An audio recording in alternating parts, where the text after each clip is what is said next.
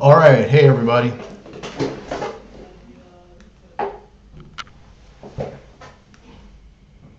All right, welcome back. We are here for run number 2. I didn't think I was going to be able to make it. I originally had another event that I had to get to, but because of the stormy weather in Valencia today, that event has been canceled. So I'm back for run number 2 of the Giant Slalom, the men's Giant Slalom from Bormio, Italy, as we come into the final 4 or 5 days of Alpine skiing at the Olympics. We're going to try now very hard to get the timing. Hopefully the timing will work. You can see the list here from FIS. I really like the way their list is set up for the live timing. The Olympic site, not so great. Okay, so we're gonna hope that they got their technical issues all squared away and they are ready to go for this round 2, run number 2 of the men's Giant Slalom. One thing to note, we will be starting in reverse order from 30th position down to number 1. So the top skiers will have to deal with some course abuse from the 25 or so racers that go down before the top 5 finally get there. So starting us off will be Jesper Pohjalainen from Finland, and then Ryder Sarchet from the States, Harry Laidlaw of Australia, Tiziano Gravier of Argentina, and then Giovanni Franzoni, silver medal winner in the downhill from the other day. Well, a week ago today, actually. He didn't do so great. You can see the times.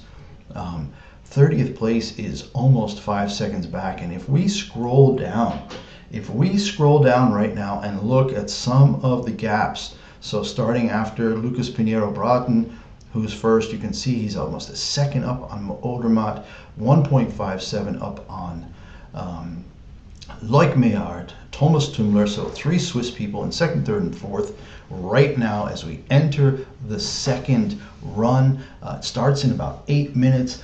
I've got the Spanish RTVE feed up again. I'm going to put that in here right now, rtv.es, and then you go to their sports page at Deportes.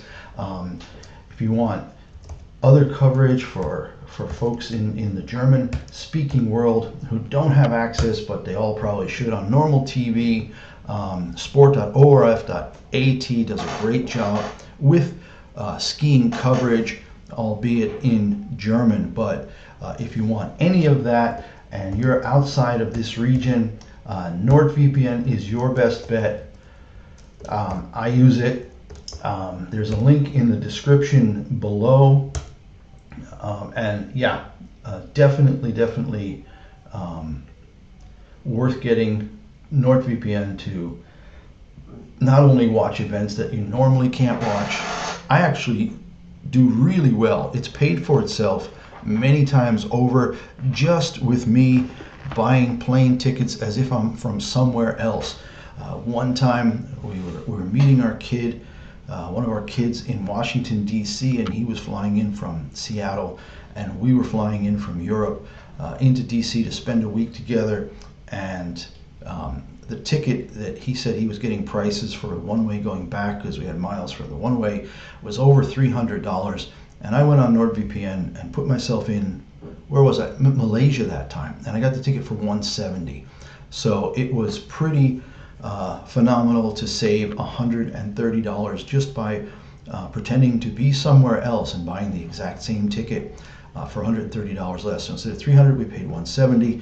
Had a great time. I think I paid, what, 60 or 80 euros a year, or dollars a year for that. So NordVPN, it's a good call. All right, we've got 5 minutes left until we get started here. Again, the Spanish broadcast is going to be on my laptop over here. The live timing from the FIS is here in this window. Run 1, we can see how Lucas Pinheiro-Broughton, he's racing for Brazil, grew up, I believe, in Norway. So he has a a Norwegian dad, a Brazilian mom, had a falling out with the Norwegian Ski Federation, decided to take time off and then come back last year racing for Brazil, and he's now representing Brazil and will, in all likelihood, if he gets through, knock on wood, he will be our gold medal winner because he's got a whole second ahead of Marco Odermatt. But again, because 30 people are going ahead of him in this race, 29 people ahead of him as they start in that reverse order like in the World Cup races, he'll be 30th to go. So you can see here in the current, starting with Pohjolainen, and then all the way down to Lucas Pinheiro Broughton, and then the remaining 43 people, because 73 of the 81 people did get through. But you can see Shannon Abeda of Eritrea finished 19 seconds back on a race that's 1 minute and 13 seconds. So Olympic spirit here. We can see Hong Kong racer Hautsun Adrian Jung, Faik Abdi from the Kingdom of Saudi Arabia, SMR. Somebody help me here. What's the country code? SMR. I'm not sure. Country code. San Marino. My gosh, I should have known that. San Marino is represented with Rafael Mini. Then we have a racer from Kenya, Isa Gachingiri Laborde Dit Per.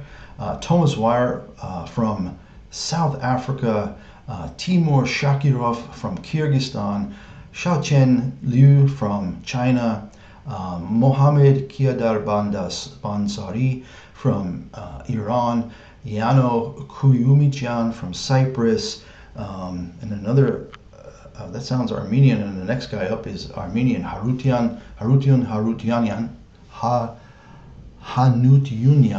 from Armenia, sorry about that. Fabian Wiest representing Thailand, Luka Buchkuri from Georgia, MAD. I'm gonna have to look again real quick. What's MAD, guys? MAD country code. We are 3 minutes away from the start here. Thanks for watching, everybody. Thanks for tuning in. Join the chat. We had some really good discussions the other day with the sister, the brothers of one of the racers in the women's, Madeline Schwenke from Chile. That was really cool. What country code is MAD? Madagascar. There we go. Madagascar represented there in 60th place with Mathieu Gravier.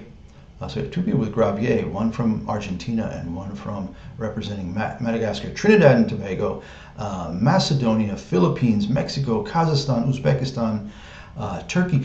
52nd place for Nathan Chibozo from Benin, Alexandru Stefanescu from Romania. Then we have a Luxembourg racer.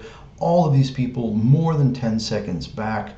Ireland represented by Cormac Comerford. We've seen him in the downhill, in the Super G, and now in the Giant Slalom. He is through in 46th position, 10.4 seconds back. So all of those people, those 28 last people, were all more than 10 seconds behind in the first run. And then there's another big group of people from another 15 or 16 people that were more than 5 seconds behind. So this is going to be interesting. All right, time to switch back over. Like I said, guys, get in the chat. Let's talk about this. It's not like yesterday's mess with the women's. So was it yesterday? No, it's Thursday. An absolutely horrible race with, I believe, almost a 40% DNF rate. So that was pretty horrible. We're seeing pictures now. I've got my RTVE window up over here on the laptop, and we were seeing Ryder Sarchet of the United States, who will start second, doing his last minute prep. Drone footage now showing snowfall. So the beautiful weather from last week from the downhill and the Super G is gone. We have cloud cover, fog, spotlights actually. The snow is heavy. Holy mackerel. The snow is incredibly heavy. But the first racer is in and started. Jesper Pohjalainen, and we have timing. Ooh, FIS got it right. They got everything fixed, and we are seeing timing. Sector 1 timing is already showing up here. We've got 4 sectors, and Jesper Pohjalainen through the first sector, the second sector now. His cumulative time is 1:55.01. So sector 1, 2, they're 20 seconds long, 16 seconds long. It looks skiable. I mean, yeah, it's snowing, but visibility is still, you know, hundreds of yards, if not half a mile. And he is coming through to the finish. Last time check was at 2:16.79. These are all cumulative times now. It's not the time for the second run individually. And he's in. So his first run was 1:18.77. His second run, 1:12.10. And we have our first racer at and across the finish line, Jesper Pohjalainen from Finland. Next up, Ryder Sarchet. Let's see what the scrolling marquee tells us. The start interval is 1:50.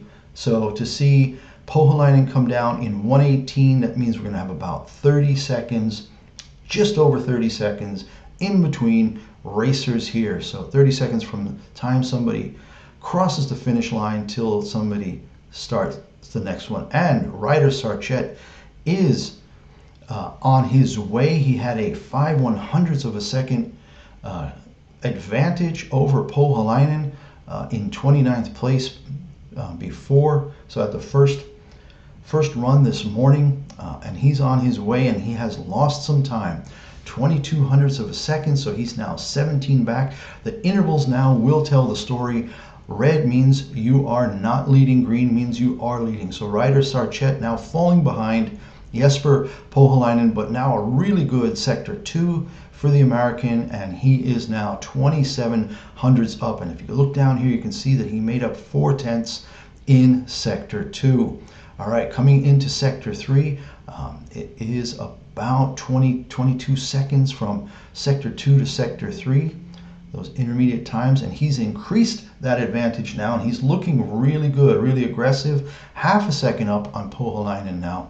Ryder Sarchet coming across the finish line in 2:30.11. So he built out that advantage even more, had a little wiggle around 2:10, 2 minutes and 10 seconds coming there, got it together really quick and finished in 2:30.11. That puts him 76/100ths up on Pohjalainen. And now we're going to see, of course, each racer will try to beat that racer before them, and we're going to get to see who moves up. You know, who moves up from the first run to the second run. Sarchet keeping his position there, 7/10 up on Pohjalainen, built out a 5/100ths of a second lead. And the next is Harry Laidlaw, and he has started. He was 2/10 ahead of Ryder Sarchet after the first run. So we're going to have to see if he can keep that advantage. He'll be coming into the first sector time about 20 seconds in. I'm looking here down on the screen. You can see he's only 6/100ths. So now he's 2/10 back. Was it 26/100ths?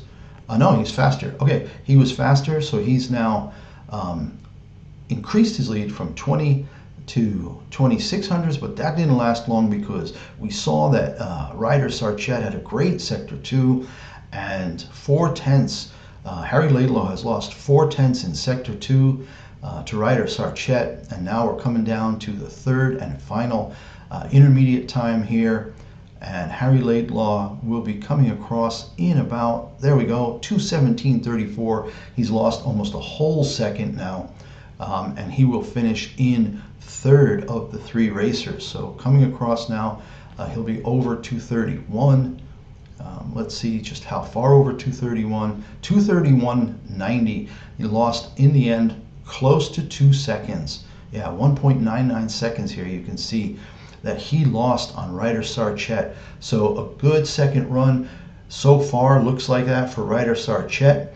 Has moved up one spot already, and this is what I like, the progression, this column here, PR, it tells you what people have done in the second run. So now we can see that Sarchet has moved up one, Jesper Pohjalainen has moved up one, and Harry Laidlaw of Australia has moved down 2 positions. The snow is falling pretty heavy, but they're gonna bust this through. They're gonna get these 30 people done. And we're going to have our champion, and you know, who knows if maybe the snow ends up being the deciding factor, that somehow Lucas Pinheiro Broughton doesn't do a great job in the second run, and Marco Odermatt has a chance to make up those 9/10. All right, on the course, Tiziano Gravier, and he is still in first. He had, how much did he have? 27 100ths ahead of Ryder Sarchet. And he's still going at 25 100ths, but this is where all that time was lost for the other riders coming into Sector 3, into that third intermediate time. And we'll see here in about 15 seconds. Oh, we're there already. And he's lost 4/10. 4/10 Gravier has lost to Ryder Sarchet in Sector 3, and as we've seen, Sarchet just bombed his way down third and fourth sector, and Gravier is in second place, 19 hundredths behind. So he lost 46 100ths, almost half a second there. You can see it in the run 2 column. Gravier lost 46 100ths and has now finished 19 hundredths back. So now we can see that Ryder Sarchet has moved up 2 places. So instead of 29th, the worst he can be now is 27th. All right, who's next? Giovanni Fransoni started, our silver medalist from last Saturday's downhill. And the images of the snow are amazing. It is snowing pretty darn hard. Less, it seems, up top and a little bit more down the middle of the course. They're giving him radio instructions, talking about rhythm, saying, you know, make sure you have a good rhythm, otherwise it's beautiful. I can see the snowflakes melting on the camera lenses. So it's going to be this kind of warm snow just below freezing. Fransoni had 86 100ths of a lead after the first run, and he has increased that a little bit, first to just over a second, now just under a second, so right back to about where he started.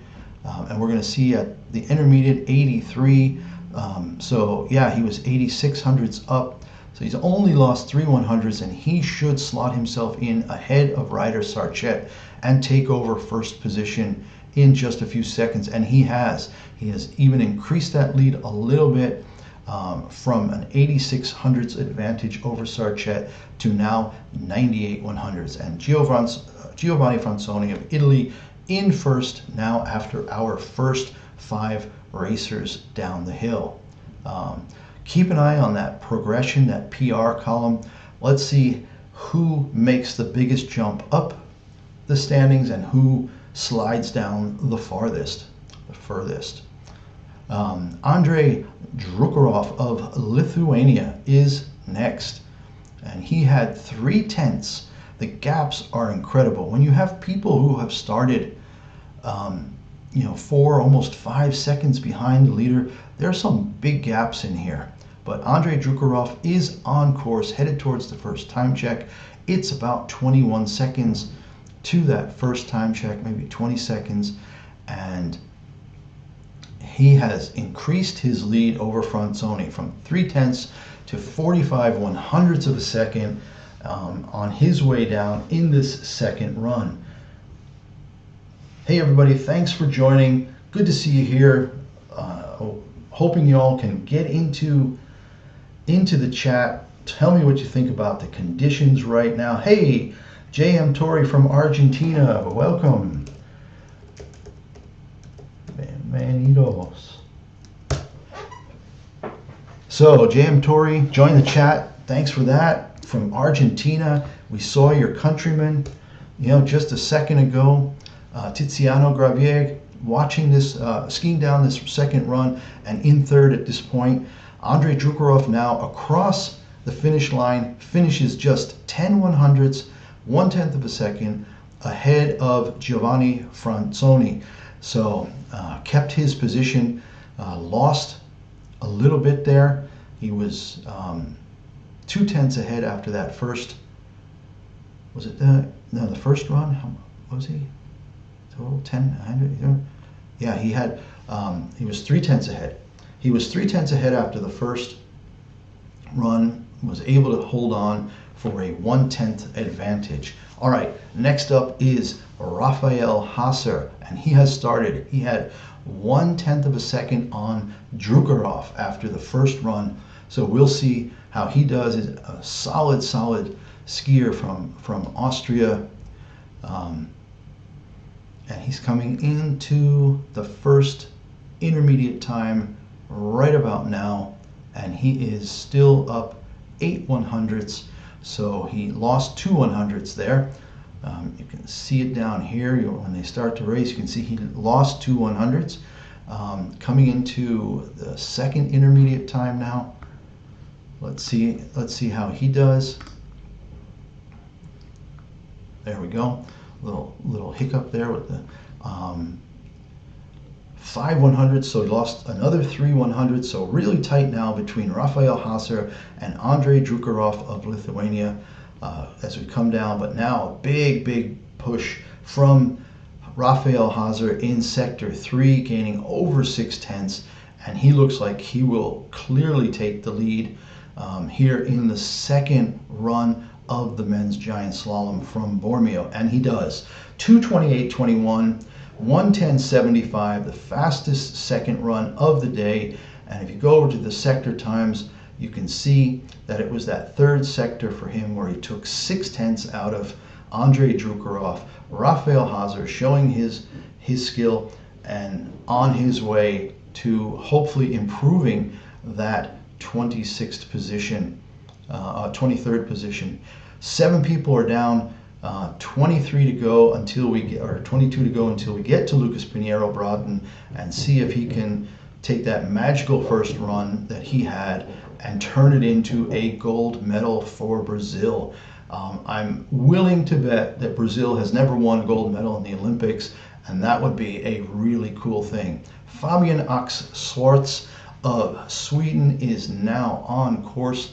He had only 4 100ths of a second of an advantage over Rafael Hasser, and he's lost that already. Only a 10th, but now he's 5 100ths behind. And remember, Hasser was really strong sector 3 to sector 4.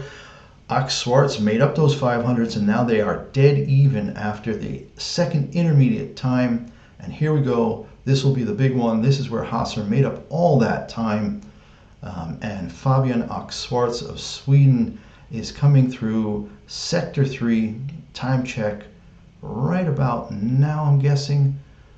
Trying to get better at anticipating when they hit these marks. 2:14.78, he's 4/10 back, so as expected, he lost 4/10 in that sector 3 and lost a little bit more. Down, he drops by 1 spot, 5,500 hundredths back, and he's across in 2:28.76 for second place. Again, as you can see, we got the live timing up top, and then you have your standings down the bottom with the racer, nationality, total time, how many spots they've moved up or down, their run 1 time and their run 2 time. Next up from Denmark, Christian Borgnes. Christian Borgnes had 36 hundredths to the good up on Rafael Hasser. Back to the feed over here, and I can see that Axel had a lot of trouble at the bottom of the course, got off track and had to really fight to get it back.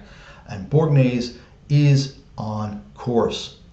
heading towards the first time check. There it is. He's gained 800s. He's now 4,400s up on Rafael Haser, who still owns the best run in the second run here of the men's giant slalom from Bormio. Pretty heavy snowfall. Doesn't seem to be affecting visibility too much. These guys have done this before. And Borgnes is increasing his lead, 8/10 up now. A super aggressive run. He looks really, really good. So watch him come down here. Yeah, 8/10 up, but no, he's lost 8,700s. I'm going to have to see what happened. He lost 8,700s in just 10 seconds. Something must have happened here. Coming down to these video game turns, yeah, he got really wide, had to put on the brakes, and that cost him, and he ends up finishing second, losing half a second to Rafael Haser of Austria, who stays in first for now. So what looked like a really great second run for Christian Borgnes of Denmark went south at the end. Sector 3, he lost almost 9/10, and that dropped him into second. All right, we've got 9 people in the books, and next up is Luca Erni of Switzerland. I guess the AE is like the A umlaut, and this is going to be A. So Luca Erni of Switzerland next up, and he had, how much time did he have? He had 5,700s. He had a half a second on Rafael Haser after the first run. So we're going to see now. I can see Filip Zubcic getting ready there, sitting in the snow and visualizing the gates the way these guys do. Ernie out of the box and through the first time check, gaining another 400s. So we're seeing people do well at the top. The top remains steep, both runs with a steep beginning for maybe the first 15 seconds or so. Then there's a transition into a fairly flat section where you have to take that speed with you. Ernie still gaining up to 67/100ths. So he's gained a full 10th on Rafael Haser. And if he can keep it together, but this is where Haser really shine. And Ernie lost almost 4/10 now on sector 3. Will he hold on? We'll see. 3/10 of a second, 14 seconds left to the finish. And we'll see. He's going to come across. Yes. Oh, 2/100ths. He picks off Rafael Haser by 2/100ths of a second. So he lost 55/100ths of a second, almost his entire advantage from the first run, but manages to eke out a lead, even though it's only the 4th fastest run in run number 2. So Ernie crosses and the light is still green. Rafael Haser pushed to second by 2/100ths of a second. In the finish line, it looks like it's not snowing at all. This is really interesting. They've got a little bit of snow at top, a lot of snow in the middle section, and almost no snow at the top. So super interesting weather going on right now. Makes it more interesting. And here we are. The 11th skier is on course. Alexander Schmidt of Germany. And he had, how much time did he have? He only had 5/100ths ahead of Luca Erni before. And now he's added to that advantage. Now 1/10 up through that first intermediate time. But it's really the bottom of the course where it seems like people are losing time. And it's interesting because in the first run, it was the top where everybody lost a ton of time to Lucas Pinheiro Broughton. And here we are with him through now to the 3rd sector time. He should be there any second now. 2:13.37. Still increasing that gap, 32/100ths. Alexander Schmidt of Germany having a really solid second run here, and he looks good. He'll be across in 2:27.48, 7/10 of an advantage, and now he has the best time in the second run so far. He beat out Rafael Haser's fastest time for the second run by 11/100ths. Alexander Schmidt across in 1:10.64 for a cumulative time of 2:27.48, and that puts him 7/10 up on second place Luca Erni. All right, next is Jean Verdu from Andorra. Schmidt is excited. His coach looks super proud. Just has that smirk. He's like, yes, that was a great run, because he took a 5/100th of a second advantage and built it out into a 7/10 advantage to take the lead. All right, Jean Verdu of Andorra. Verdu is probably, they speak a mixture up there of Catalan and Spanish and French. And he is on his way. He had 15/100ths of an advantage. He's lost 400ths at the first check. So this is going to be pretty tight. We'll have to see. Again, at the bottom of the course. Wow, Sector 2, Jean Verdu, a really good sector there. Gained 4/10. So really nice, and the tuck is great. You can see he really bombed through that second section there. Super tight, no mistakes. Now we're coming down to the third intermediate time. Should be just about now. Jean Verdu lost 1300ths, but still maintains 4/10 of a second over Alexander Schmidt. And now we're going to see, we're probably going to have a new leader. Don't think he'll lose 4/10 in the bottom section. No, he lost 2/10, but he finishes, Jean Verdu of Andorra, across in first, 2:27.29, with the fastest second run time, 1:10.60, 4/100ths ahead of Alexander Schmidt. So a great run for him, and he's across in first now, of the first 12. Next is Marco Schwarz. Now this is a guy who really had a terrible first run. We know he can do better. Often thought of as a real threat for a medal. And he finished, I think, 18th in the first run. But he had 300ths up on Jean Verdu. And we're going to see now if he just goes for broke and really lets it rip. We see all that talent come through. So Marco Schwarz heading to the first time check. He had 3/100ths up on Verdu. And now he has 9, so he made up 6/100ths.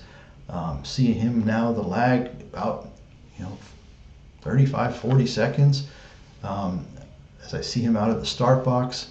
And now he's going to be coming into Sector 2, and he's lost time. He's lost 35/100ths to Jean Verdu, and this is not looking good for Marco Schwarz. I'm going to have to see what happened here, but now he's going to come down to the third intermediate time, and he will be, it's like 20 seconds between Sector 2 and Sector 3. Those red lines you see made up a 10th, 1700ths now, to see if Marco Schwarz can really accelerate down the last 14, 15 seconds of this course and take the lead.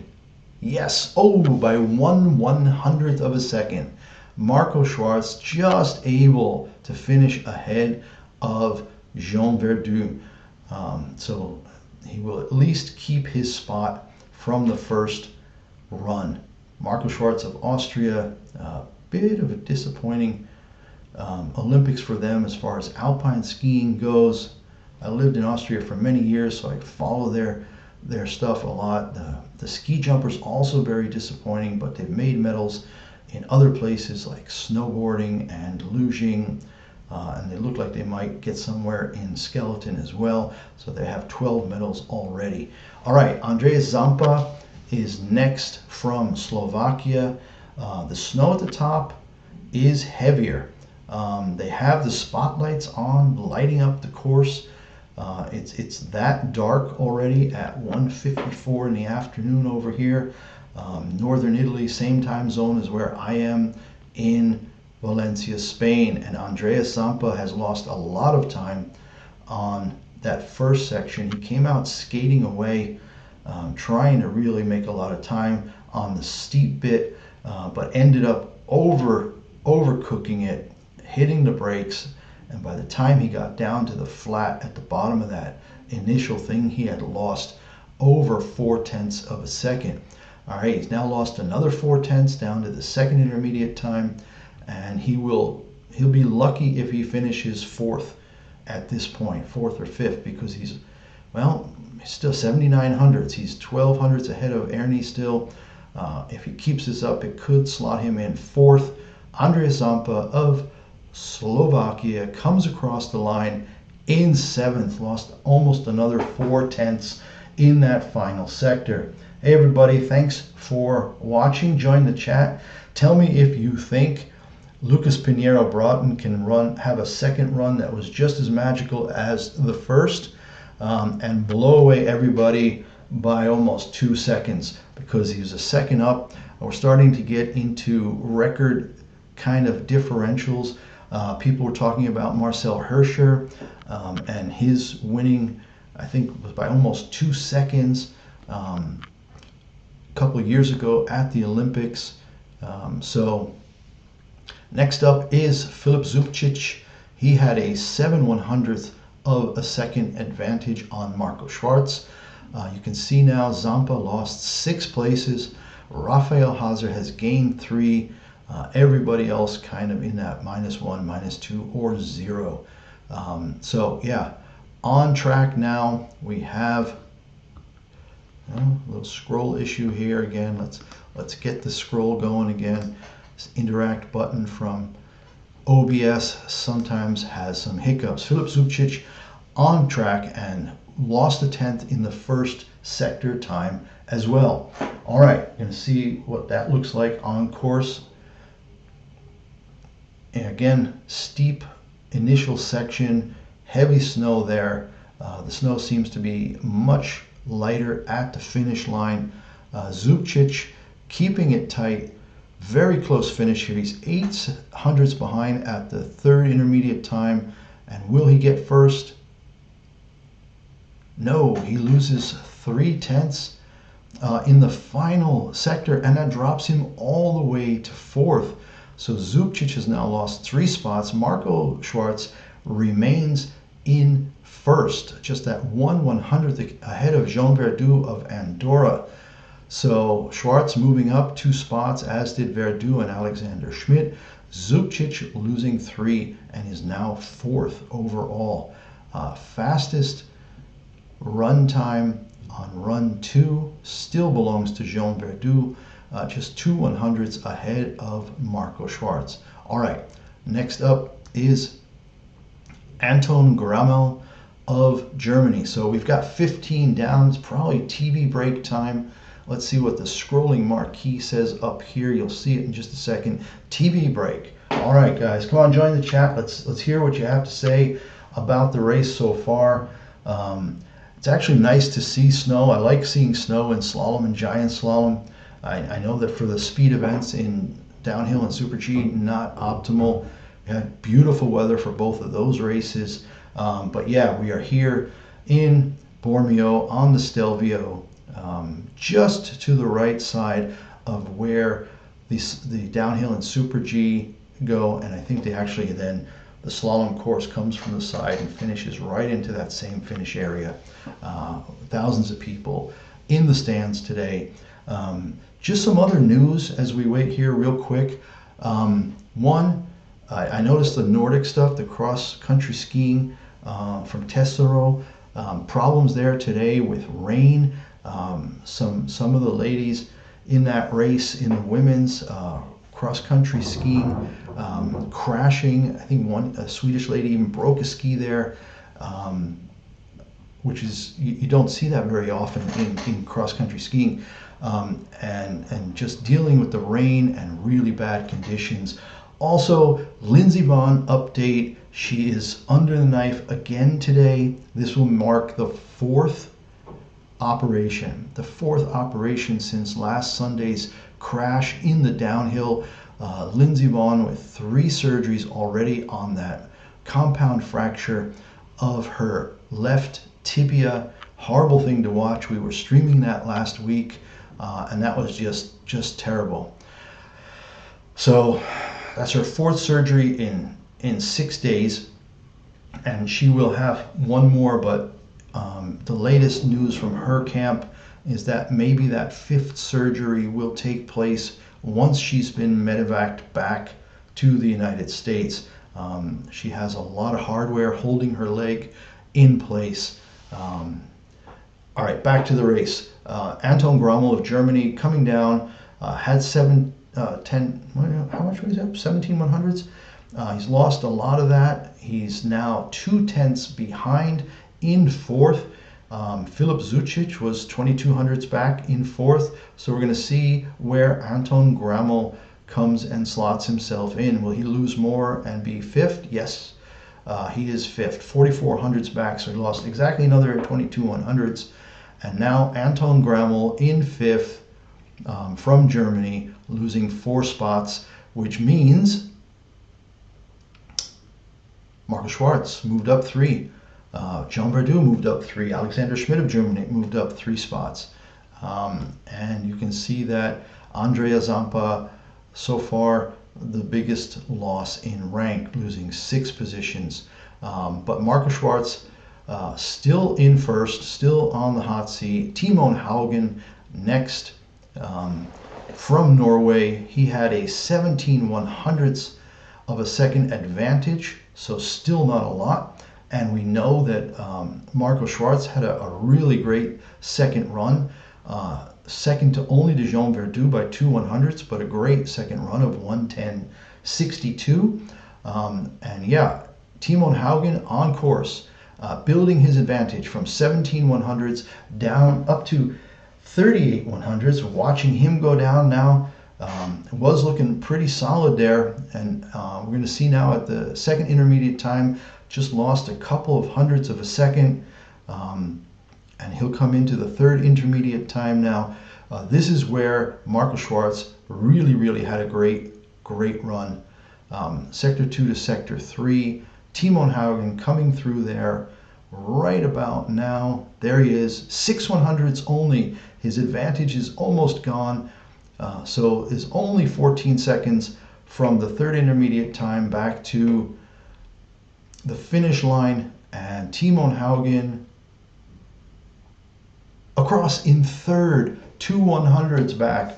We now have an unbelievable top 3. Marco Schwarz in first, 1/100th of a second ahead of Jean Verdoux of Andorra, and in third, Timon Haugen of Norway, just 2/100ths of a second behind.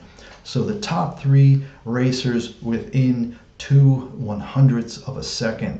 Pretty exciting here in the second run. I'm really glad I was able to get back. I originally had something else scheduled for this afternoon, but because of a windstorm here in Valencia with sustained winds in the 30-mile-an-hour range, gusts to 45 to 50 miles an hour, a lot of events. I think it was Chinese New Year we were going to today to see that down in Valencia, Chinatown, and that's been canceled. All right, Patrick Feuerstein of Austria. Is he on course already? Yes, on course. He had 28/100ths of a second advantage, or 20.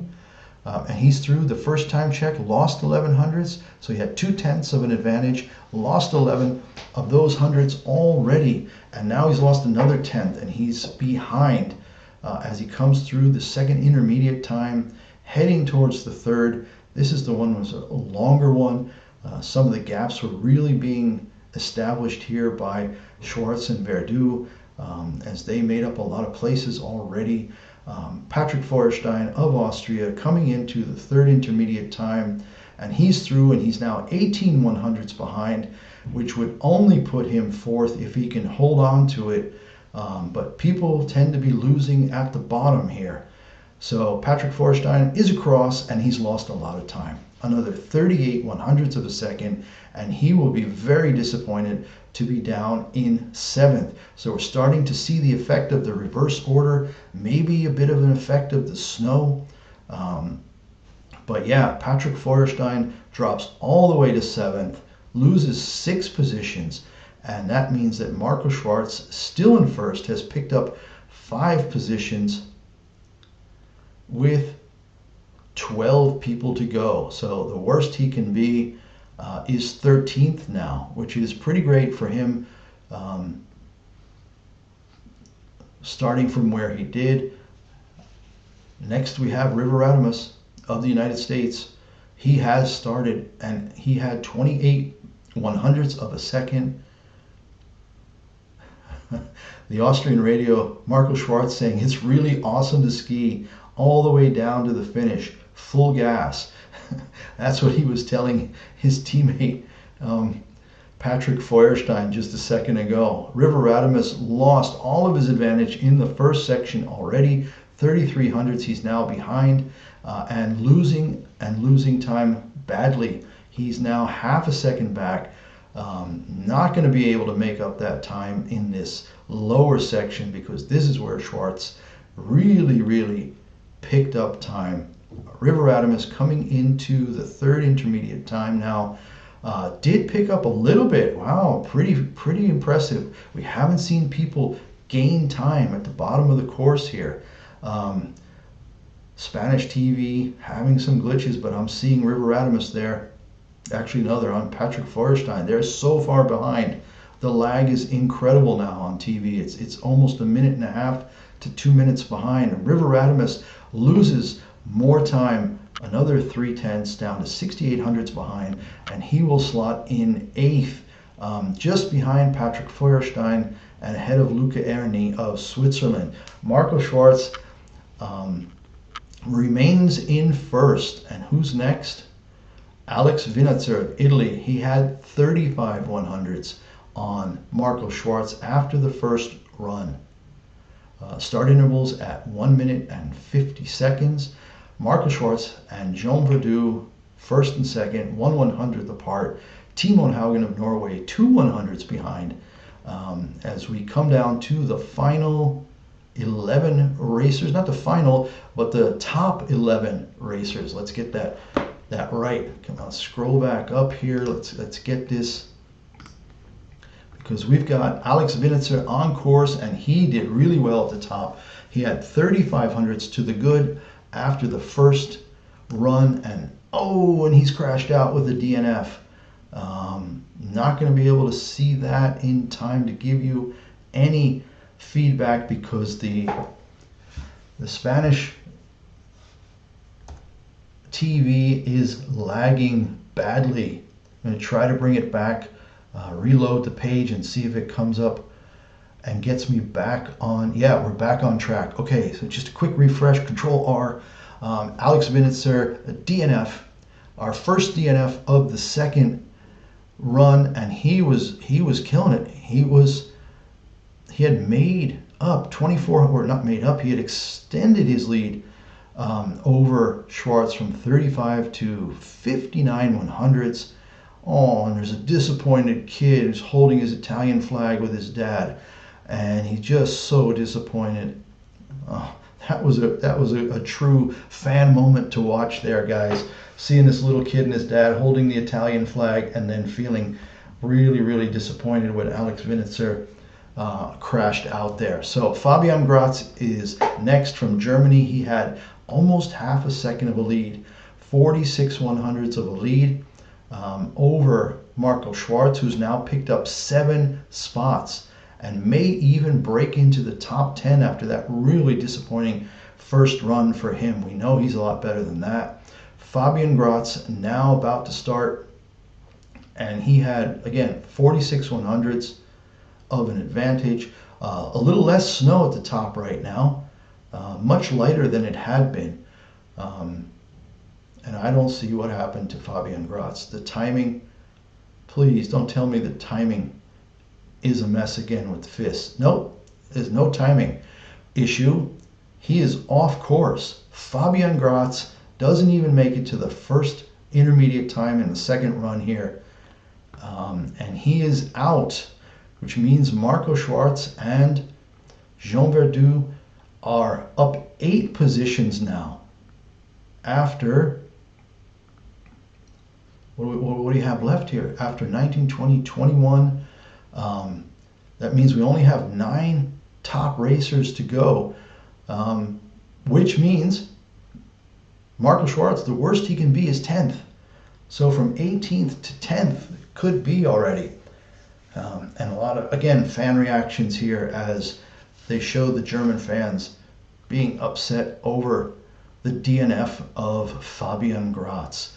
Zan Kraniec of Slovenia is next. Remember, if you're watching my slideshow up in the top right of the broadcast window here, you can see that he was the silver medal winner in this event 4 years ago in Beijing. So he's next up. You're going to see when we see him start. Got a bit of a wait now because he is started. There he is. See the picture of him right up there now. Jan Kraniec of Slovenia. And he had 63 hundredths of an advantage over Marco Schwarz. That's a pretty big gap. But Marco Schwarz looking good, has cracked the top 10. Jan Kraniec now 44 100ths ahead, lost 2/10 in the first intermediate time already. And we're going to see that second time. There's only about 15, 16 seconds to the second intermediate time. And he's through and he's gained 700ths. So Jan Kraniec of Slovenia doing his part to try to keep his place at least in the top 9 of this giant slalom of the Olympic Winter Games. And now he's coming through to the third intermediate time, and we'll see. This is again where Marco Schwarz had such a strong second run, and 4/10 are gone, only 11 100ths to go. This could be a real nail biter for Jan Kraniec. Will he maintain his lead? 11 hundredths is all he had? No, he finishes 4th. A big disappointment for Kraniec after the silver medal last time in Beijing 4 years ago behind Marco Odermatt. And that means that Marco Schwarz now up 9 spots, and Jean Verdoux as well, as they remain first and second, with Timon Haugen also right there. Top 3 guys within 2 100ths of a second at this point. And now we've got 22 in, 8 to go. 8 to go only. That means Marco Schwarz, worst place finish, now 9th. Jean Verdoux, a top 10 finish for Andorra at the Olympic Games. All right, who's next? Who's next? Atle Lee McGrath, another Norwegian with mixed parents, Norwegian mother, American father. We have a TV timeout here, so it's always after 15, 22, and 30.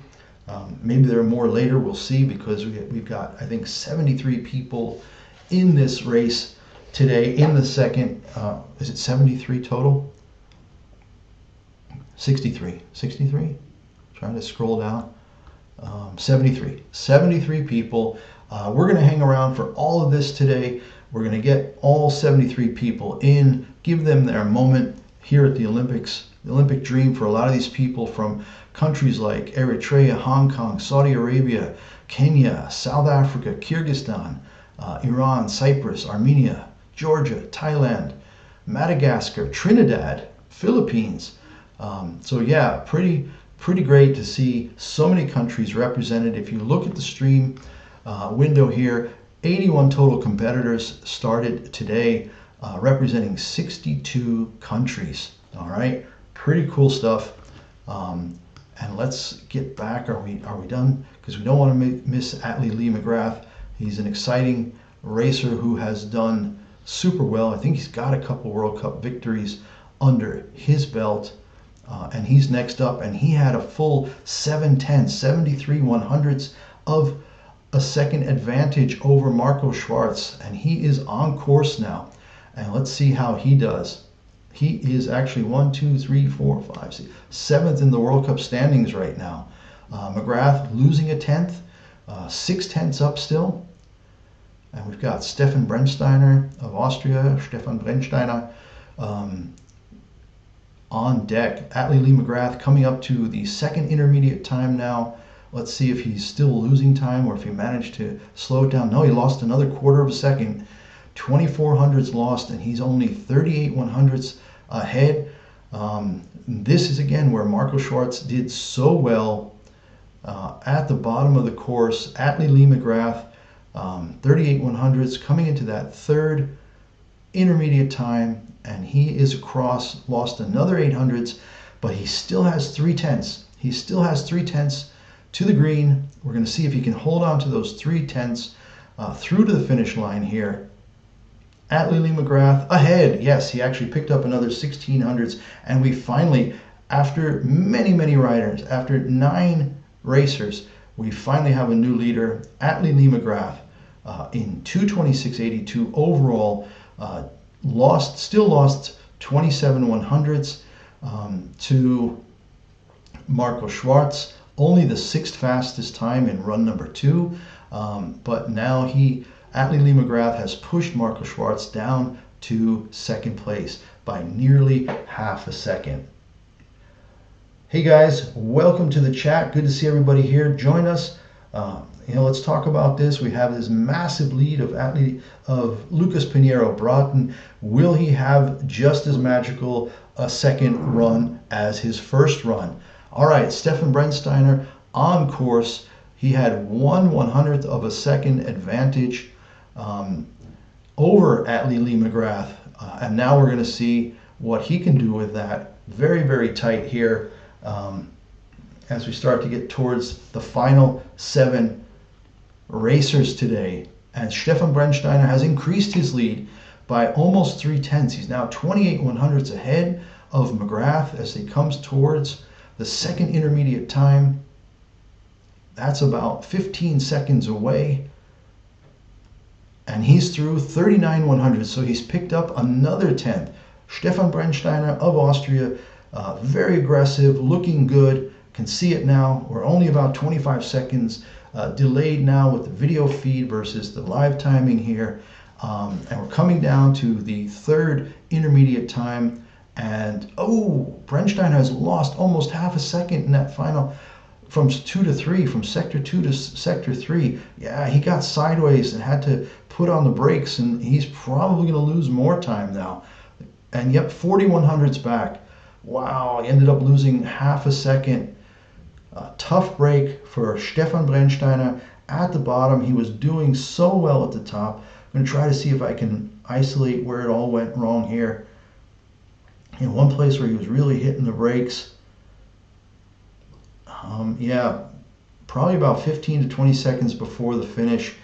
But he's second, pushing Marco Schwartz down to 3rd now. Still pretty incredible that he made up 9 spots. And Jean Verdu down to 4th, Timon Haugen down to 5th. We've got just 6 racers left. And next up is Henrik Kristoffersen, and he is 6th overall in the Giant Slalom World Cup standings right now. And he is on course. He had 8 100ths of a second ahead of a lead over McGrath. McGrath still our leader now by 4/10. Conditions at the top, not so bad. Looks like just a light flurry at the top.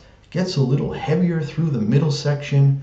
And Kristoffersen has built his lead out by 9 100ths more in that first section, that steep top section that Pinheiro Broughton just dominated in the first run this morning. If you missed that, Lucas Pinheiro Broughton, an unbelievable first run, just crushing the field. Kristoffersen is increasing his lead again by another 1/10 of a second. Now he's 27 100ths to the good over McGrath, but lost a 1/10. So intermediate time 3, a 1/10 of a second loss, so only 16 100ths more to give if he wants to stay in first. And Kristoffersen looking a little wild at the bottom, and no, 2nd place, 22 100ths back. And that pushes Marco Schwartz finally off the podium with just 5 or 6 racers to go. Give me a second here. I need a little water. All right, we're back. Henrik Kristoffersen of Norway in 2nd. So we have a 1-2 Norwegian lead right now with just 1, 2, 3, 4, 5 racers left. Leo Aguinon of France. I don't even see him in the top 10 this year in Giant Slalom. I want to look him up real quick.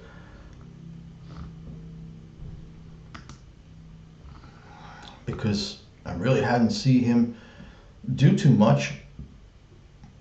17th in the points in Giant Slalom. He's 23rd in Giant Slalom this year. So go figure, a great first run for Leo Aguenot of France. And he had 10 100ths, so 1/10 of a second on McGrath. He's built that out now to 2/10. Lost 3 100ths as we go through intermediate time 2. Again, looking solid. The course looks good. There is some snow falling. Light at the top, heavy through the middle, and then lighter again at the finish. Anguinot now only 1600ths up. He's keeping the time pretty constant versus McGrath. See that down below here. Just 20, 17, 1600ths. And here we go. He's going to come across in second place. Atlee Lee McGrath is still in first over Leo Anguinot by 17 100ths of a second. That pushes Henrik Kristoffersen down to third, Stefan Brennsteiner down to fourth, and Marco Schwarz down to fifth. All right, the gaps are not as tight as they were for a bit. We had a bit there where we had 3 guys within 2 100ths with Schwarz and Verdu and Haugen. They've now been relegated to 5th, 6th, and 7th.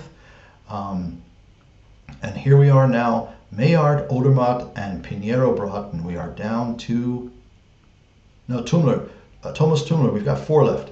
3 Swiss and a Brazilian. All right, it's time. It's time for the final 4 to race down this hill and give us our next gold medal winner. And it's Thomas Tumler of Switzerland, 4th place after the first run. He has a 12 100ths of a second advantage. And we mentioned that in the first run this morning, how tight they were. And what a start for Thomas Tumler. He picked up almost half a second on Atlee Lee McGrath in that first second. He's now got a 6/10 of a second advantage. Super beginning, super start to the second run for Thomas Tumler of Switzerland, and he's building it out even more. He is on fire, 8/10 of a second ahead now, just blowing everybody away here in the second run. Coming down to the third and final intermediate time, Thomas Tumler will come across that time check. Lost a 1/4 of a second, but he's still up almost 6th. Oh, we almost lost it. Coming into that transition into the final steep part where you've got these very regular gates. But coming in there, he lost it, and he still keeps the lead. He lost another 10th, but he's still in the lead, maintaining his 4th spot. So Thomas Tumler is guaranteed a 4th. If anybody has a bad run now in these final 3, Thomas Tumler will get a medal.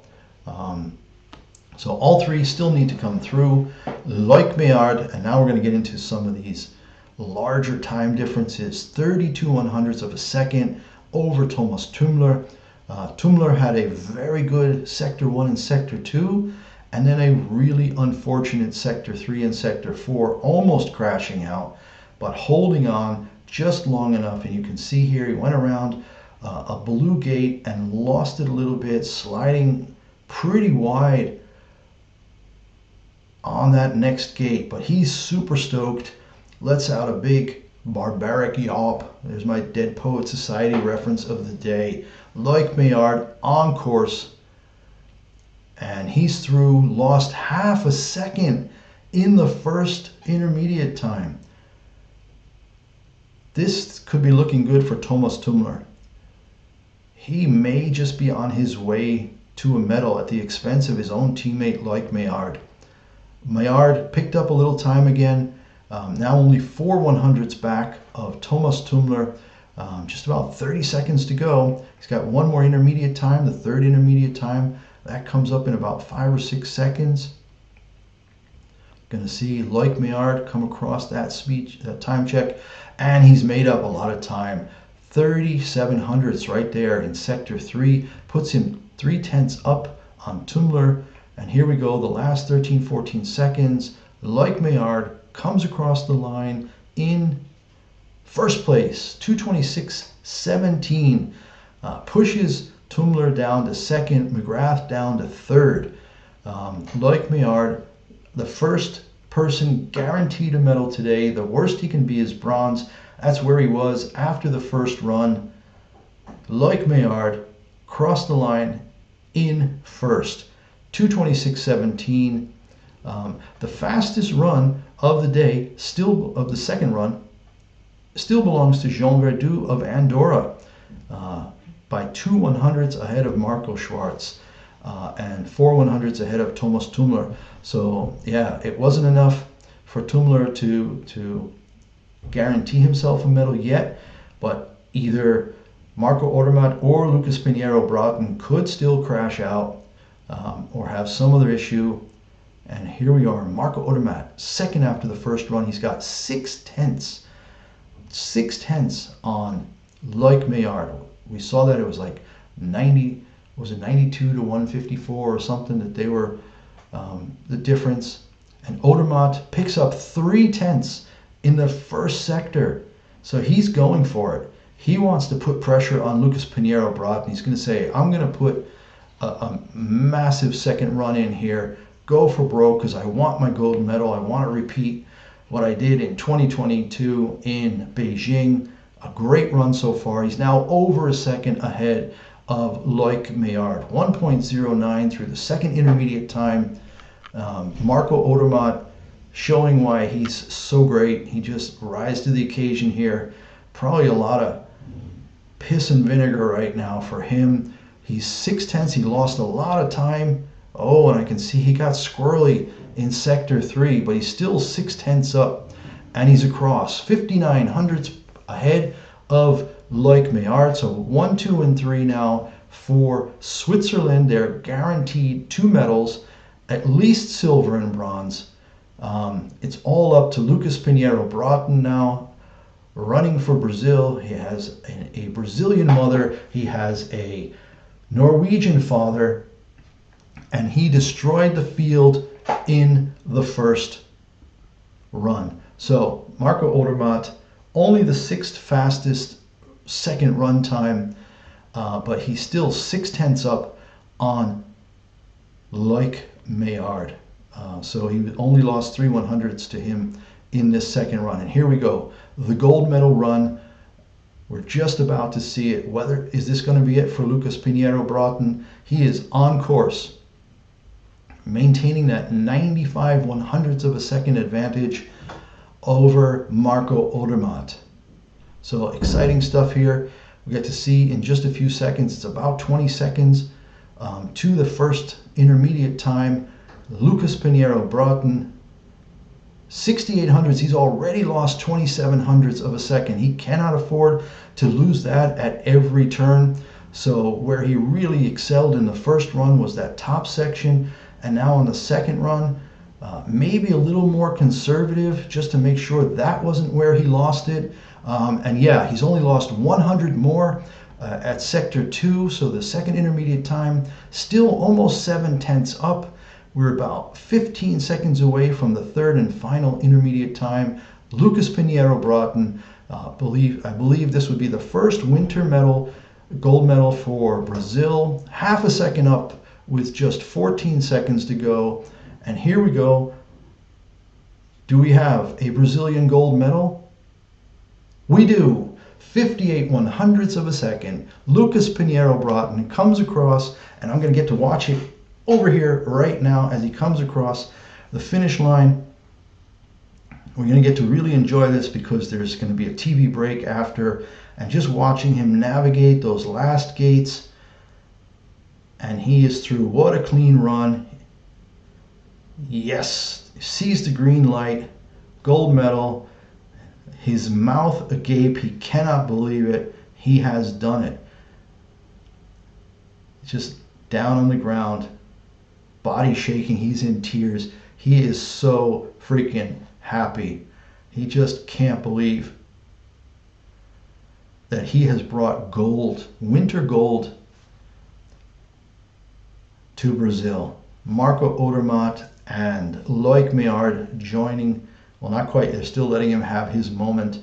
but they're waiting on the side to congratulate him on his win. We still have 43 racers to come down the hill, but right now we get to enjoy Lucas Pinheiro Broughton. Here comes Loic Meillard. Congratulations, big hug. You know, these guys are usually all buddies. Odermatt's over there congratulating him. I think Odermatt still ended up with what, 3 medals, but none gold. So I think for him, a bit of a disappointment.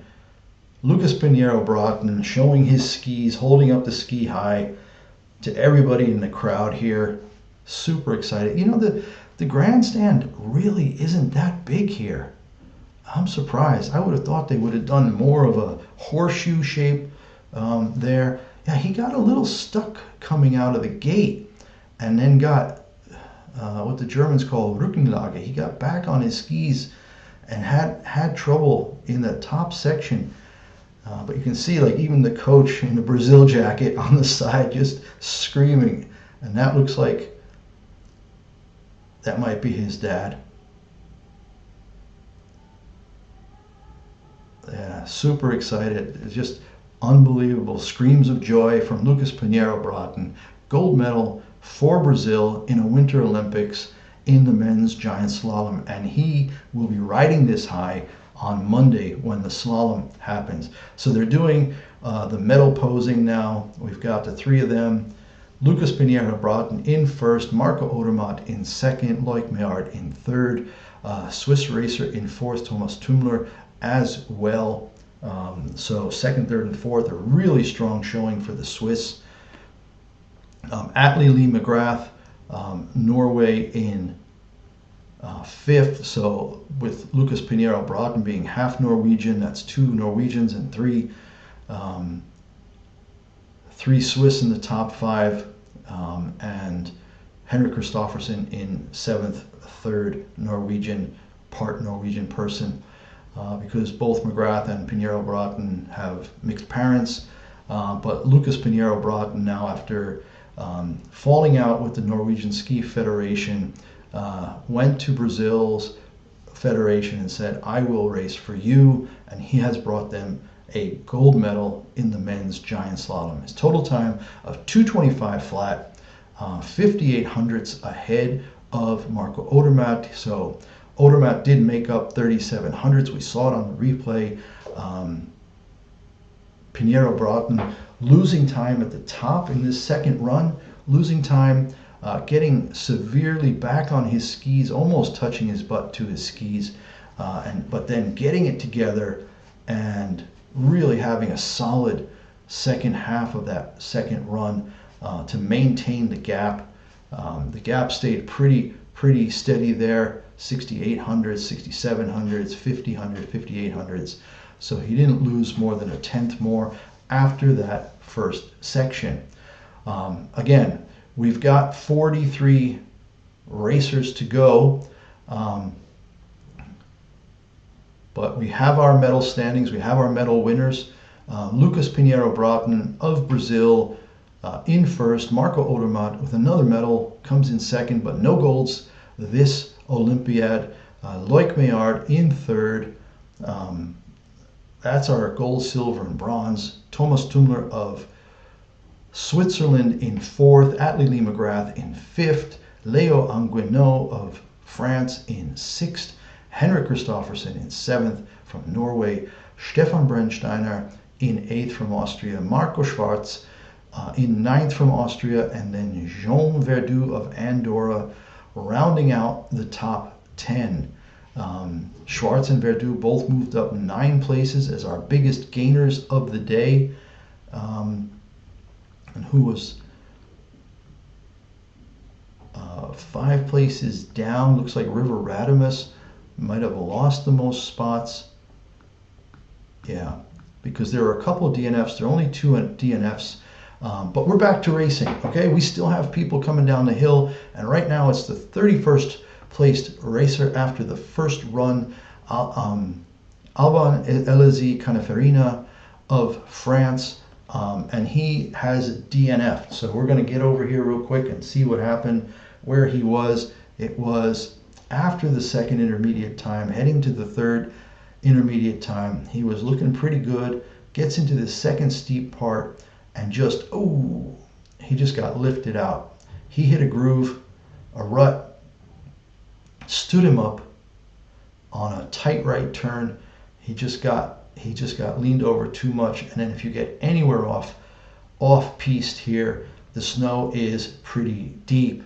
Next up, Tomis Laine from Estonia, 4.92 seconds back after the first run. So there are only about 34, 35 people within 5 seconds in the first run. And he's on course heading into that second steep section. He's coming down just about ready to finish. Seeing weird stuff again with the timing. The FIS still struggling. Thomas Lane in 28th, 6:57 behind. Uri Balint of Hungary now on his way. He's at second intermediate time already. Yeah, the timing thing, luckily we got through the whole, the important part of this, the metal part of this with really good timing. It says we're at a TV break, but I'm not buying it. I'm seeing times coming down. Uri Balint, 8.65 seconds back. I'm trying to find out what the interval is because I'm starting to see like two people's times at once. I wonder if they've reduced it to a minute interval. Uri Balint in the finish, 9.3 seconds back, and he will finish 30th for now. Thomas Holscher now representing Chile on course. The time gaps are incredible at this point, seeing people, down 6, 7, 8 seconds. Uri Balint just finished 9.3 seconds behind. And Thomas Holscher comes across. Does he come across? What happened? In the finish, yep, 2:33.49, 8.5 seconds back in 30th. Denny Jepa of Albania is next. Nope. Giovanni Ongara of Brazil. So we have another Brazilian racer, and he is on his way through the second intermediate time, 7.82 seconds behind. You're going to pretty soon start to see people with a total of 10 seconds of differential. I think we're seeing Lucas Pinheiro Broughton's dad here. Is his son there now? No, I think that might be McGrath congratulating the dad on his son's victory. All right, Giovanni Ongaro of Brazil finishes 9.15 seconds back in 31st position. So you can imagine that Lucas Pinheiro Broughton racing now for Brazil has brought more money and interest to the sport. Nice to see that we have at least 2 Brazilians in the race. I'm going to see, was there a third? Ongaro, no, only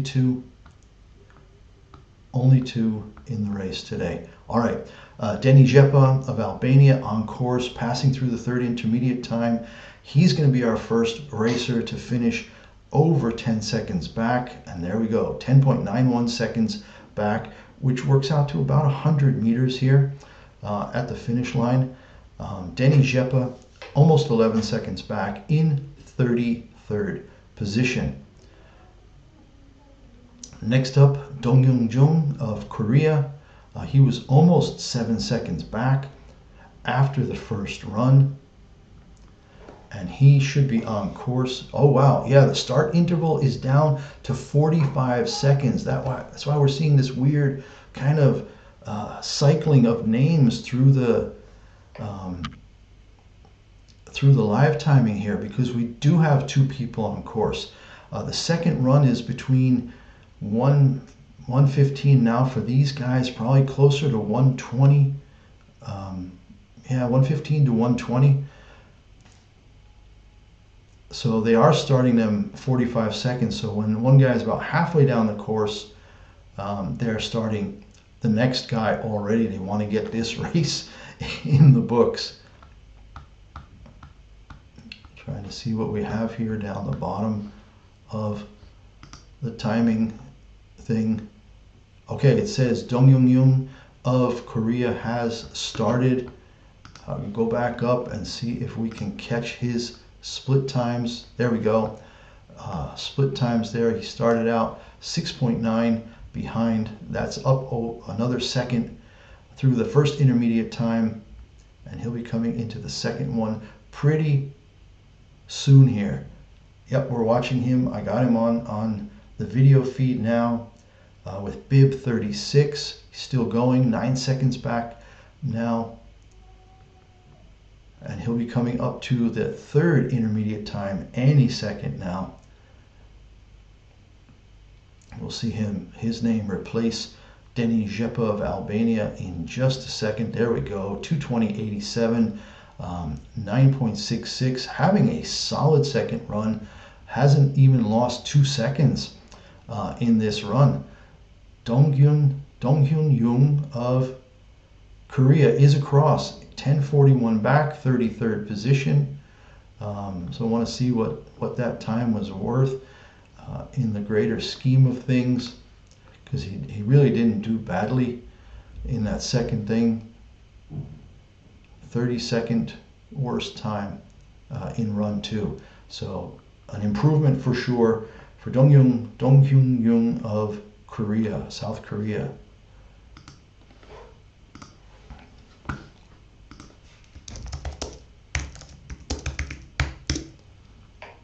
All right, moving along, we are here with Jan Erik Sigurdsson of Iceland, and he has crashed out right at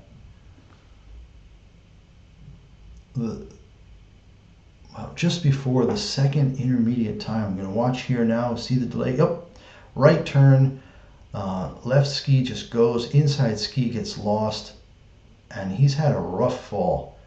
He's hit the safety netting pretty hard here, and he's sliding down, kind of covering up his face. Both skis came off. He was sliding nicely on his right side, but he tried to get up, and when he tried to get up, he ended up hitting another gate hard and then sliding into the fence face first. Oh, wish he would have tried to get his skis around and go in skis first.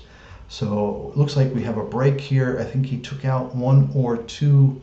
Yep, race interrupted. You can see it in the scrolling marquee up here at the top. Race interrupted. Jan Erik Sigurdsson of Iceland with a fairly heavy crash. It's the first crash of any significance that we've seen in the last couple days even. Even though 40% of the women DNF'd on Thursday in the Super G, nobody got hurt. And that was really good to see. But now, unfortunately, we've got Jan Erik Sigurdsson in the net and looking a little worse for wear. Got to see when they get over to him. Yeah, this video board with the fan zone that they have, where now we've got Lucas Pinheiro Broughton over there, and you've got all these fans on the video feeds, and he's up there kissing the camera, and the Brazilian coaches having a great time, super excited. Yeah, I don't think Brazil has ever had a winter medal.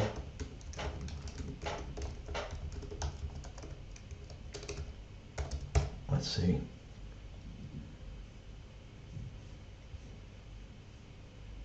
Yep, Winter Olympic Brazil aiming for historic first medal.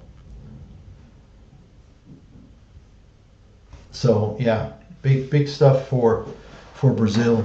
A Winter Olympic gold medal, not just any medal, but a gold medal. Great stuff for Brazil. Are we still interrupted?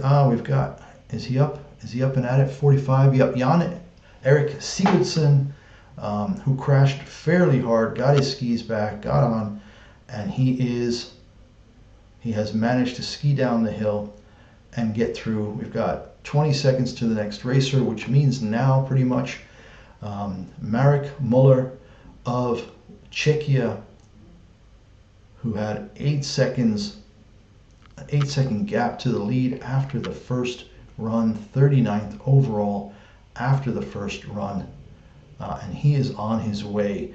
Lost 1.3 seconds in the first intermediate sector there. Again, very wet drops on the camera lenses. The snow has not gotten heavier, but it seems like it's a bit wet. But yeah, Marek Muller on his way down through the second intermediate time, 10.6, 10.7 seconds behind.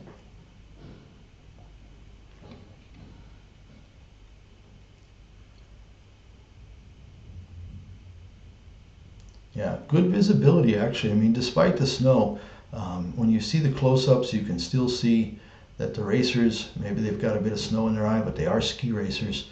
They're used to snow. And when you look across the valley, you can still see all the way across the valley that earlier low fog at the beginning of this second run has lifted even more. And down towards the bottom of the hill, the snow is really not even falling at all. So it seems like a localized snow shower sitting over the upper half of the course. Marek Muller through in 35th, 12.7 seconds behind. And next up is Kalin Zlatkov. Again, 45-second intervals. This is going to be quick. And he's just about to finish. He's going to be almost 14 seconds behind overall, 2:39.08, 14.08 seconds, 36th place for Kalin Zlatkov of Bulgaria. Next up is Marko Slivic of Bosnia-Herzegovina, and he's on his way down, 12.5 seconds back at the second intermediate time, cumulative time of course, in 2:01.81, and he's got about 10 seconds now to that third and final intermediate time on his second run. And boy, we're just going boom, boom, boom here. It's really interesting to see a race with such a narrow start interval of 45 seconds. Marko Slivic is through in 37th, 15.21 seconds behind overall. All right, next up is Emeric Gurillo of Portugal. I hope I'm pronouncing that right. He's through the second intermediate time in 2:02.07, 12.86 seconds behind.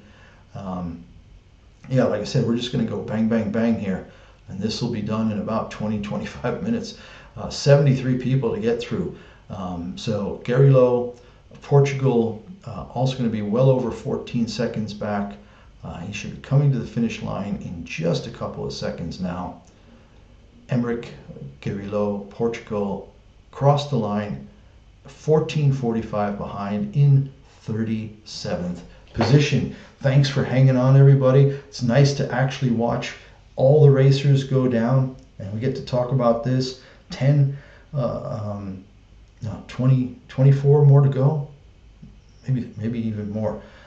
We've got a few more racers to go, but we're going to stick around. We're going to get through all of them. You know, they deserve to have their moment. Nicholas Pirozzi-Meyer next down. He's almost at the finish. This is almost too fast. Every 45 seconds, another racer. And Nicholas Pirozzi-Meyer of Uruguay is through in 36th, 13.65 seconds back. Dmitry Shepyuk of Ukraine is now through. He's lost quite a bit of time up top. So Pirozzi-Meyer with a decent second run there to move up several spaces. Let's see how many he moved up. He moved up 7 spots. Nice second run there for him. Between a decent run and a bunch more DNFs, he's made up 7 spaces. And that's going to challenge. If he can move up just a couple more, I don't think he can move up too much more. But yeah, great result for him there in the second run. Shepiuk through in 40th, 15.3 seconds back. And now Barnabas Zolos, Hungarian-born racer competing for Israel. He's almost at the 3rd intermediate time. This is almost more like track and field, guys. You know, when you have people starting this fast in this rapid succession with such a small interval. Yeah, pretty interesting stuff. Cormac Comerford of Ireland, who we've seen in every race so far, next on the course, but Barnabas Zolas is through in 41st, lost a bunch of time down the bottom. Cormac Comerford chasing him down the hill. He's through the 2nd intermediate time, 14 seconds back. See if he can make up a little time or a few spaces here. We saw him in the downhill. We saw him in the Super G, and now in the Giant Slalom. Cormac Comerford of Ireland through the final intermediate time, 15.88 seconds. So he's lost quite a lot in this second run again. And I think he'll probably be closer to 17 seconds back when he crosses the finish line. 16.75. Cormac Comerford in 2:41.75 is in 42nd place. Richardson Viano of Haiti is now on course. He had lost almost 10 seconds in the first run, and he's now 14 seconds back through the intermediate time number 2. Coming towards number 3 now, just about 20 seconds there. Yep, 2:27.80, 16.5 seconds back. And he will finish his race and slot himself into, let's see, 43rd position. 2:42.83 for Richardson Viano of Haiti, and 17.83 seconds back, 43rd place. Elvis Opmanis of Latvia now on course and heading down. We're going to see his time. He's almost 15 seconds back at the 2nd intermediate check. Going to see if he can't try to hold on a little bit and maybe make up a spot or two. But still pretty consistently 44th through the time checks. And Elvis Opmanis of Latvia is through in let's see it here, 2:43.10, 18 seconds back, 44th position for him.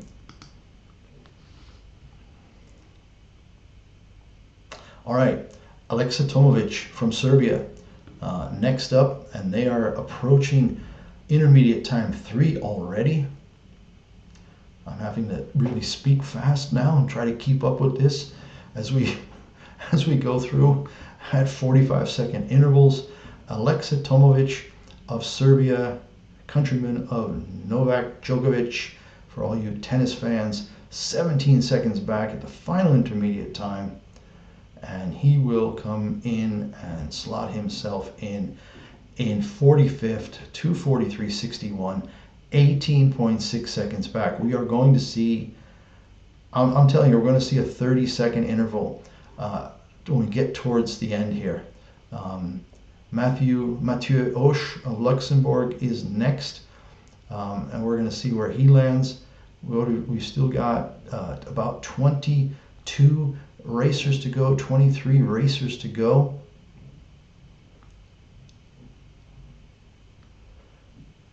Mathieu Osh of Luxembourg, he's going to be more like 18 seconds back, 18, probably even 18 and a half seconds back, 18.18. 45th position for Mathieu Osh of Luxembourg. Next up, Alexandru Stefanescu of Romania, and he is on his way, coming into the third intermediate time. He was 15 seconds back at the second intermediate time. This is the largest of the sectors, sector 3. And Stefanescu, 16.92 seconds back, 2:28.13 coming through that sector 3 intermediate time. And yeah, we are just about to see him come to the finish line, and he's through. 2:42.70, picked up a couple of spots, got up to 43rd. So let's see, Stefanescu picked up 8 positions. That's the most now. 8 positions. So, no, 9. Marco Schwarz and Jean Verdoux still leading with 9 positions gained in the second run. Stefanescu, 43rd now, gained 8 positions. Back up to the racers as we go bang, bang, bang. Nathan Chibozo of Benin, just about to finish, 48th as he came through that third intermediate time, and he will cross the line in 2:43.65, 18.65 seconds behind for 48th position. Now we have Thomas Khan Onol Lang from Turkey, representing Turkey, and he's coming to the third intermediate time already. 49th position as it stands now. We'll see if he can gain anything. No, still 49th, 18.2 seconds. Will this be the first person over 20 seconds behind? We're going to find out really soon. Thomas Onol Lang crosses the finish line, 2:44.50, 19.5 seconds back in 49th position. All right, Medet Nazarov of Uzbekistan. All right, as we see all these countries, like it says down in my little text box here, I think it says we have 62 countries represented among these 81 racers, competitors today. Medet Nazarov of Uzbekistan now approaching the third intermediate time in the second run,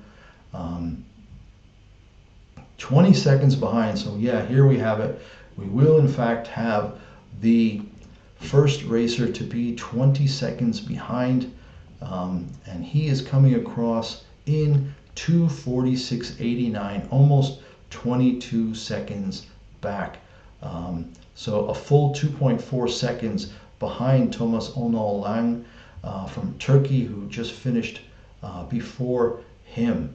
All right. Next, I think, was it Kazakhstan was next? Yep. Rostislav Kochlov. Yeah, the glasses. Where are the glasses? I'm not. Okay, he's into the third intermediate time in 2:31.92, puts him almost 21 seconds back, and he will come across the finish line now in 2:47. Yeah, 2:47.36, 22.3 seconds back in 51st place, which puts him last now. Yeah, where are we? 56. We have about 18 more racers to go. This is going to be over in under 20 minutes, guys. Pretty harsh, having to get through 73 racers in a second run. There are 81 to start. Only 8 crashed out in the first run, and now we're down to the last 16 or so. Rostislav Kochlov of Kazakhstan in 2:47.36, 22.3 seconds back, and now Lasse Gaxiola of Mexico is through in 52nd, 23.08 seconds back. A racer from the Philippines now, Francis Ceccarelli, representing the Philippines. He's coming into the third intermediate time, 52nd so far. Going to see now as he comes through that third intermediate time. Francis Ceccarelli of the Philippines, 21.5 seconds back in 53rd. So right now I think 23 seconds back is last place. and Ceccarelli is in 23.23 behind, which puts him in 53rd. Viktor Petkov of Macedonia, is it North Macedonia, MKD, North Macedonia. He is in 52nd, 18.3 seconds back, coming towards that third and final intermediate time check. He should probably be in around 2:32.5. We'll see if he can do that. 2:32.60, there we go. 21.3 seconds behind in 52nd, and he'll be on his way to the finish line now. Not really, the lag isn't too bad now. It's about 45 seconds. Viktor Petkov through in 54th, 23.37 seconds behind. Next is Nihil Alene of Trinidad and Tobago, 19 seconds back at the second intermediate time. He'll be at the third intermediate time in just a few seconds. As just boom, boom, boom, we're just going through these last 15 racers in the Giant Slalom. I'm guessing tomorrow will be the same.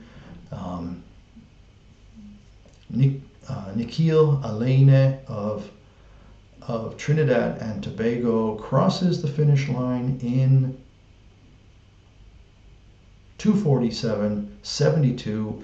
Actually not bad, 52nd position. A little bit of a boost for him.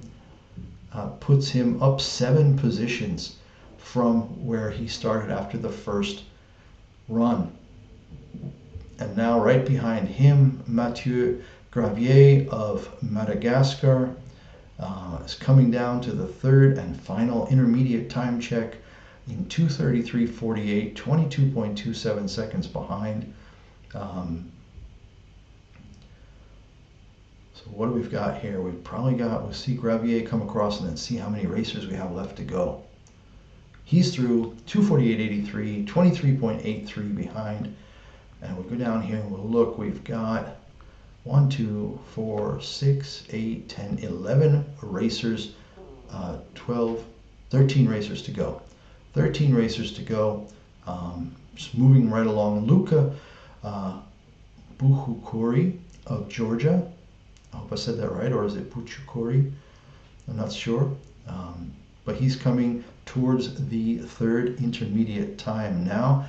Seeing Mathieu Gravier in the finish line. Still excited for the Olympic experience. Happy to be through. Really cool stuff. And Luka Buchukuri of Georgia is through in 2:48.78. 56th position, 23.78 seconds behind. Fabian Wiest, racing for Thailand, past the second intermediate and heading towards the third. It looks like there's no snow at all at the bottom now.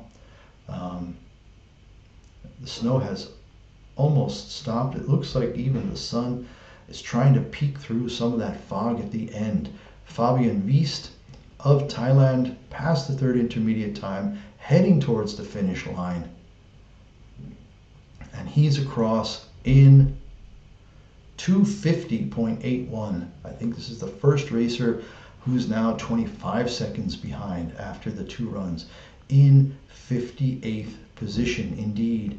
As you can see down here, some of the intervals to the winning time are just incredibly large. 10, 12, 13 seconds per run for some of these guys, but having their Olympic moment, and that's just great. Who's next?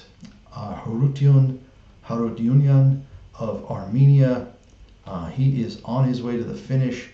Final stretch, and he's going to come across now in 2:51 something. Are we already in the 2:51s? 2:50.58. So it looks like he made up 1 or 2 spots, or at least 1 spot. 25.58 behind. And now from Cyprus, Yano Kuyumjian. I'm trying to get this right. Do have some tough names here. The next one, Mohammed Kiadarbanzari of Iran. But Harutyunyan is across in 250.58. And here we go, Kuyumjian of Cyprus, just about to the finish line. He had starting bib 78 in the first run, and he is across the finish line now in 252.11, which puts him 60th. All right, from Iran, Mohammed Kiadar Banzari. Kiadar Banzari. And he's coming up to the third and final intermediate time that goes through that time check in 2:35.64, 24.43 seconds behind. Now that seeing Yano Kuyumjian of Cyprus at the finish here, exhausted.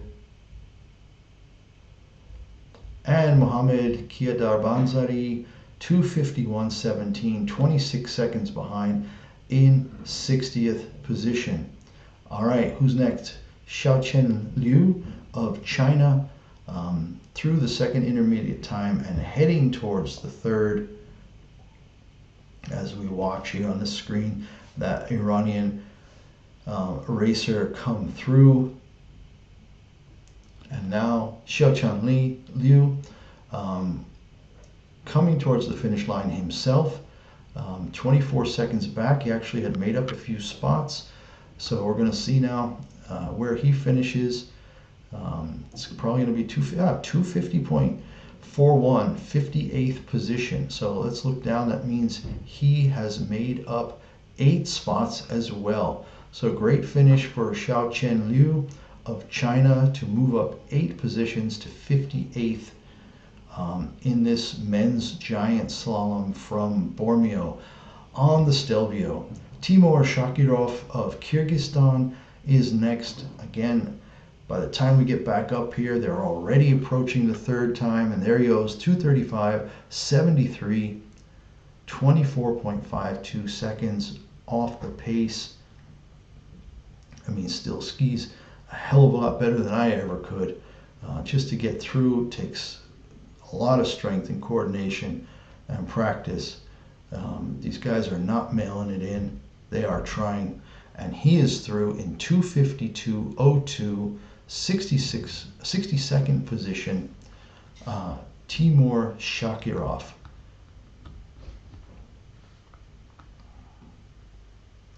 And that will put him in 62nd out of 63 finishers so far. We are down to our last 1, 2, 3, 4, 5, 6, 7, 6 racers to go. All right, Thomas Weir of South Africa just about to finish, and he's across in 2:52.03, which puts him 27 seconds back in 63rd. And now Issa Laborde of Kenya coming down to the third and final intermediate timing check. And he will come through there any second now. Boy, these intervals, these 45-second intervals are really something. Early in the race, we were at like 145 or 150 for an interval. And yeah, he's through that final time, 65th position, 25.8 seconds back. And now we're going to move on to see him cross the finish line. Issa Laborde, 65th position, 27.78 seconds back. All right. Thanks for hanging on, folks. Still see that there are a bunch of you still here. It's been an hour and 48 minutes as we come down to our final few racers. Rafael Mini, SMR, San Marino. That's what it was, San Marino. I remember I looked that up during the first broadcast this morning, the first live stream this morning. SMR, where is he from? San Marino. Tiny little nation within the borders of Italy. San Marino, represented by Rafael Mini, crosses the line in 65th position, 2:52.56, 27.56 seconds behind. Faik Abdi of Saudi Arabia is next, and he's already approaching that third time check. Faik Abdi coming through that third time check just about now. There we go, 2:37.81, 26.6 seconds back.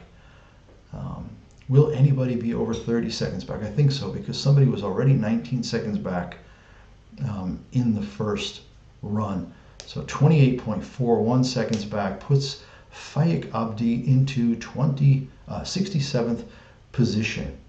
And again, watching his form, solid skier, good form, trying to ride a tight line. Look smooth, look nice. Way to go. All right, next up, Haotsun Adrian Jung of Hong Kong. He's coming down to that third and final intermediate time check. There we go, 2:40.16, 28.95 behind. And Haotsun Adrian Jung will cross the finish line in about 2:56.21. There it is, 31.21 seconds behind. 68th position, we have it now. First person more than 30 seconds back. But on a day like today, when, if you look at it, there were only 24 racers within 5 seconds. That's crazy. There were only six within 2 seconds. Lucas Pinheiro Broughton really destroyed the field today, set the tone, almost a second ahead of Marco Odermatt after the first run. Loic Meillard rounding out the medals in third, Odermatt getting the silver, of course, and then in fourth, Thomas Tummler, strong Swiss results, second, third, and fourth position. All right, Shannon Abida from Eritrea is across in 2:56.30, 69th position, 31.3 seconds back. Is that it? Do we have it? We have it. Everybody is down. And amazingly, there have only been 4 DNFs in this second run. So yeah, they've managed to pull it off. The last racer is down. 73 racers through in an hour and 50 minutes or so. And yeah, let's just go through the top 10 once more. We're going to start, of course, with Lucas Pinheiro Broughton, racing for Brazil, Brazilian mom, Norwegian dad, and he takes gold, the first winter medal, the first winter gold medal, first medal overall for Winter Games for Brazil, in 2:25 flat. Beats Marco Odermatt by over half a second. Odermatt did try to have a great second run and put pressure. It wasn't enough. He only made back 37 hundredths, but Marco Odermatt gets silver. I think that's his third medal of the games. And then Loic Meillard in third, 117 back already. Let's round out the top 10. Thomas Tummler of Switzerland in fourth. Attlee Lee McGrath in fifth for Norway. Leo Anguinot in sixth from France. Henrik Kristoffersen in seventh from Norway. Stefan Brennsteiner, eighth from Austria. Marco Schwarz, ninth from Austria. And then rounding out the top 10, Jean Verdu from Andorra. He and Marco Schwarz made up the most positions in the second run, 9 positions each. There you have it. My voice is gone. I will see you tomorrow for the women's giant slalom from Cortina. Have a great rest of your afternoon. Thanks for watching and take care. Bye-bye now.